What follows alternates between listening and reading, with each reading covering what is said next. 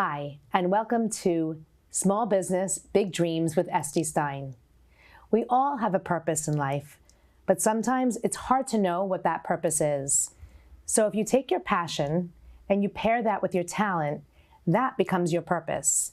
You can make a living with it, you can help other people with it, and you can share that with the world. This show is about speaking to people who took their dreams and became a reality. Today in the studio, we have with us our guest, Marci Tirschwell, the Executive Director of Shutaf, which is a nonprofit organization that helps children with disabilities and different abilities. Hi, Marci. Hey, Estee. It's so good to be here. So nice to have you here. Yeah. Because you flew in from Israel. I did. So let's talk about that. Sure. Yeah, I got here.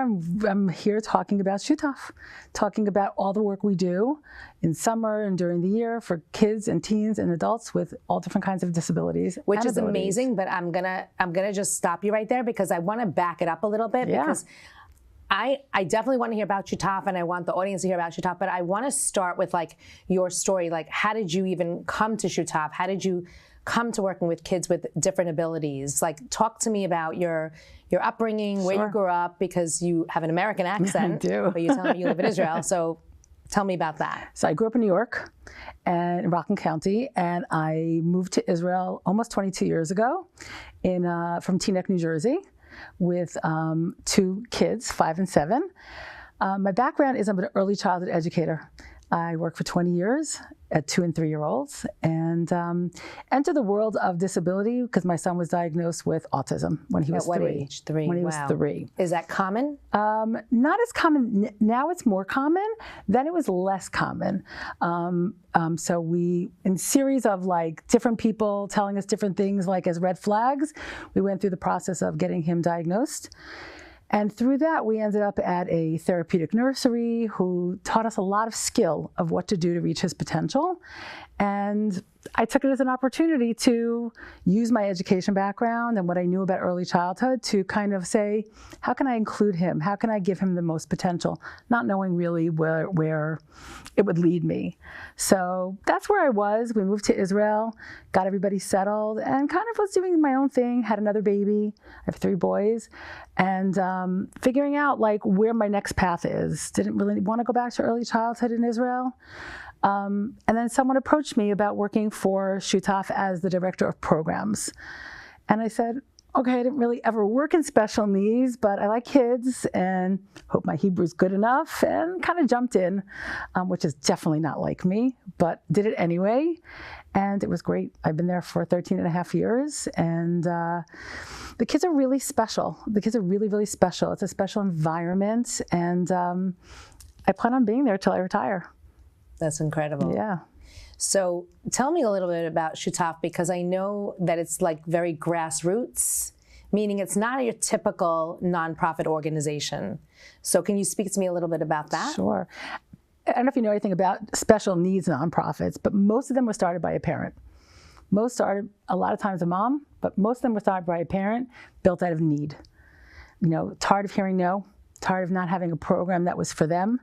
So in 2007, 2 moms who knew each other had Beth Steinberg and Miriam Avraham, who lived in Jerusalem, said, what do we do in August? 1 second, because Beth is from America also. Yes, she is. She's from Malvern. Yes, she is. Okay, and what about Miriam? Is she from Originally Israel? from Rockland County. Rockland. Oh, so everyone's from America. Everyone's from America. Okay. Yeah, we all grew up in camps because it started out of camps, and that camp and that informal education and the social piece of it, of how that's so important. We're not a school.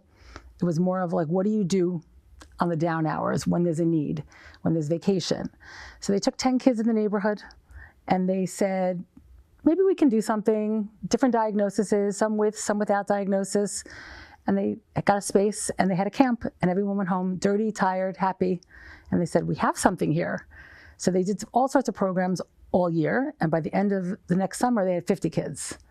And they said, okay, we should do something official with this, and they did. They started as a nonprofit and continued to grow. I came in 13 and a half years ago, and we've continued to raise the program and build it and expand and offer more. So tell me a little bit about, first of all, how long has Shutaf been around? This is our 20th summer. Wow. So that's like a big, are you doing anything big for the 20th anniversary or? with the kids. We like to celebrate with the kids. So there'll be a fun logo and there'll be a fun thing on a t-shirt and they'll do some fun activities. For our 18th, we did like a fun dance that everybody learned and did a video. Whatever the program director, the new one, plans for them. But so they know that we've been around, that we're here to stay and looking forward to the next 20 years. So they'll do something with the kids. I think it's important for the kids to feel like it's theirs. So you said you had, at one point there were 50 of them, so they knew they had a program. How many kids are there on average in a summer? We take up to 100 kids. Big piece of why we could have more. Part of it's funding. It's an expensive camp to run because there's a lot of services that need to be provided in the camp to meet a different array of needs, but also because we have to staff it.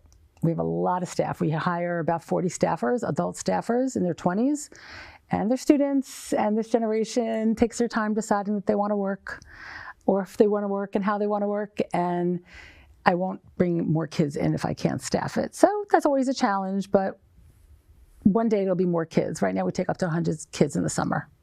So you were doing programming for the first 13 years, and you just became the executive director. In January. In January. Congratulations. Thank you. And as the executive director, what was your role as the programmer, and what is it now? So as the director of programs, I was in charge of all the programs because we have programming during the year as well, after school and adult social clubs. So I was in charge of all the programming from, do I have enough bread? Do I have busing? I meet every kid, every parent, every logistics. So it's not just the programming, it's getting the kids to the camp? Everything. Wow. Every possible logistic, probably 1,000 decisions on every single program on a daily basis. I was in charge of that with a great staff. And now I'm charged with making sure that I have enough money to be able to keep expanding and keep running it. So I feel honored. I really do. I feel really honored to be able to do that, so that I know what it needs, I know what it takes. And I miss the kids. I know I'll be visiting a lot this summer, but it's important. I feel very purposeful to be able to go forward and make sure that it keeps happening. I think it's great that you worked with the kids and now you're able to do the fundraising, explaining to people what you did, or what the camp's about, and what the services are, because you were doing it. Yeah. It's the kind of the best way to learn and to grow in that field. Totally. Did you always know you wanted to be like the executive director or go into fundraising, or? No, I always say I'm a preschool teacher at heart. I'm a kid. I'm on the floor with the kids. They're 2 and 3 year olds. 2 and 3 year olds are very diverse. So I guess it comes from there, where a 2-year-old could speak, a 2-year-old could be toilet trained, a 2-year-old could be delayed in walking or running or jumping, and there's a real difference in every single 2-year-old. And I taught 2-year-olds for probably about 15 years. And so how old are the kids? I'm assuming they're all different ranges. So in the summer, they go from first grade to 21, because special ed goes till 21. And during the year, it's teen programming, ages 13 to 21, and our adult programming goes to 35. Oh, wow. Yeah. That's incredible. Yeah. And what are the adult kids? Are they separate from the other kids? Yeah, the adults come one evening. They're because it's social. It's all different types of needs are in the group. They know each other pretty well. Even if a new participant comes in, they're very welcoming, and they split into small groups and they plan an outing in the city. They have to learn about budget. They have to learn about transportation. They have to. Some are independent, some are not, but they still have to know how to get there. They have to know how to show up on time. They have to know how to life skills, but to have fun together, social. And the following week they go out and they do the activity. And this all takes place in Israel. All takes place in Jerusalem. But tell me why you're here, because I know that you didn't just come in. I love you. I'm glad you came in for the interview, but you didn't just come in for the interview. No, I'm actually here talking to different people, Jewish federations, foundations that support special needs internationally, talking to donors, talking to new donors, friend raising. People should be aware that we're around there. We do a lot of friend raising. That's so cute. Friend raising. Partnerships. So I was in Florida and South Florida, and I was in New York and New Jersey and Philly this year, actually. And, constantly 2-3 times a year, 2 of us make a trip here to meet with donors that have donated. We do a lot of Zooming also, Zoom calls, but, face-to-face is different. Face-to-face is coming to feel the essence of who we are. And so when you're doing fundraising, is it a numbers game? Is it like, I know I have to speak to 100 people to get one person to donate, or you just know who to hit up to, get them to donate? How does it work? Even the $10 donor really makes a difference. It really makes a difference. Like, we once calculated that we had to buy a setting for our community kitchen program, community dinner, and we calculated that the setting that we bought in IKEA per kid was like $11. Well, an $11 donation would make a significant difference because I can put a setting down for a kid, a plate and a bowl. So for me, yes, obviously you need the bigger donors. At this point, we're a little over $1 million budget, 20 years in. And all the programs, we want to expand programs. We want to do a few more vocational programming for adults.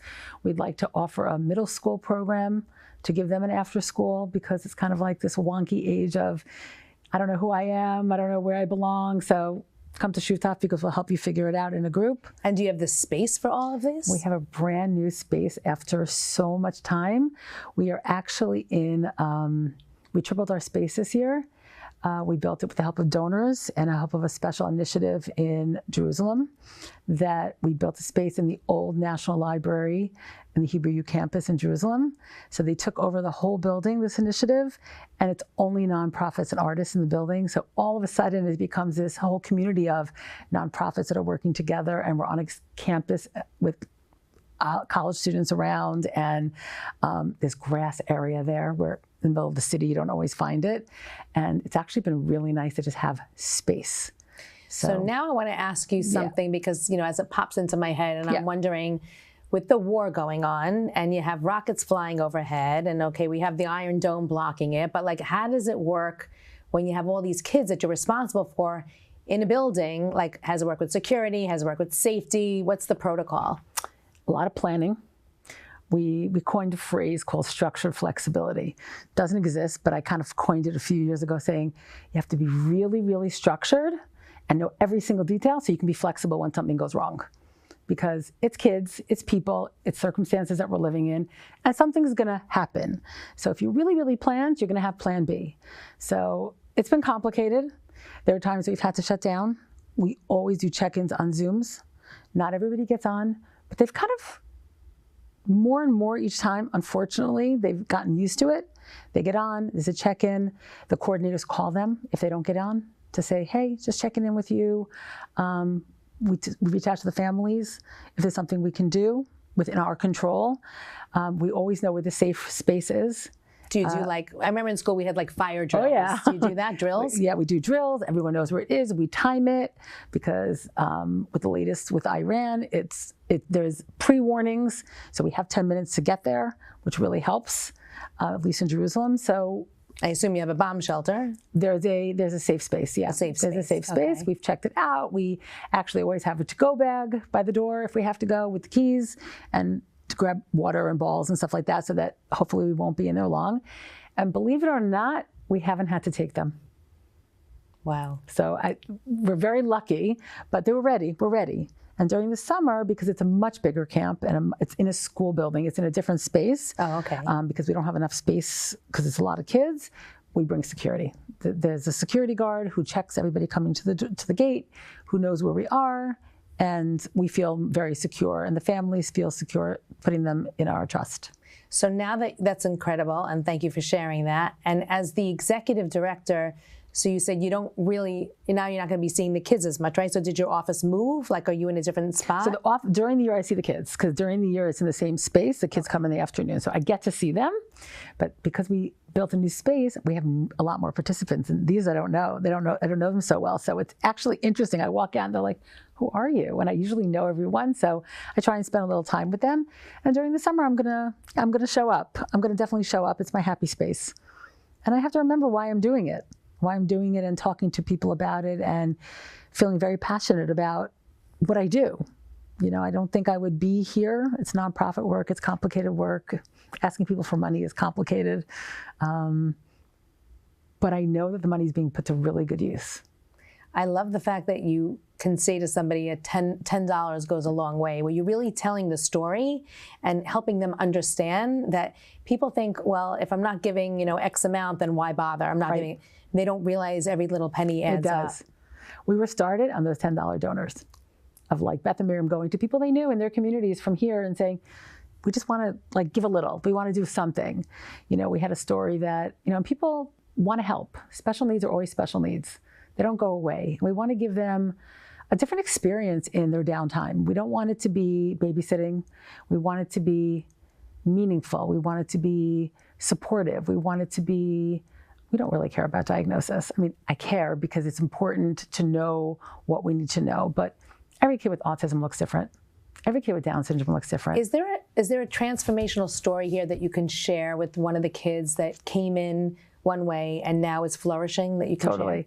I have this girl who, she came when she was younger. What's younger? She came to our, we used to have younger kids in the afternoons. So she came for like 1 year, right when she first moved to Israel from New York. She definitely wasn't settled. It was hard for her.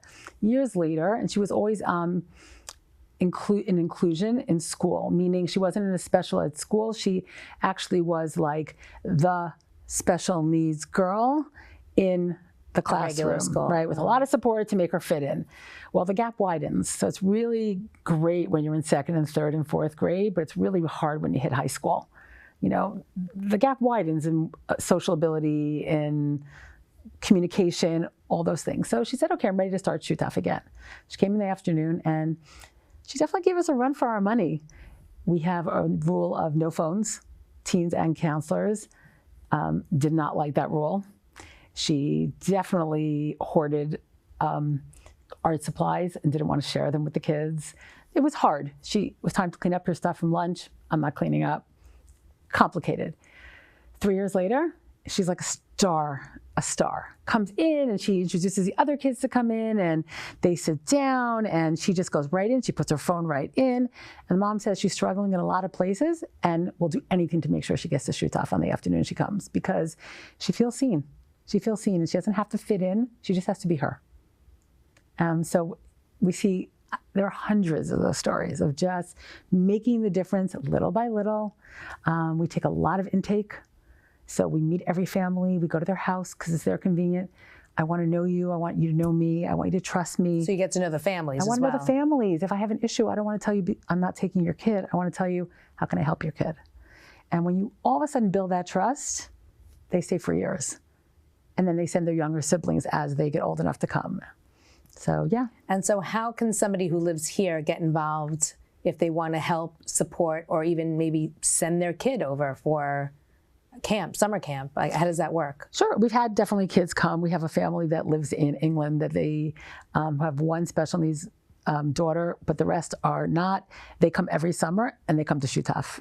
Various kids every summer. She works really hard with them all year to learn Hebrew so they can have some basic, even though we're in Jerusalem and there are plenty of staff and kids who do have enough English that can communicate.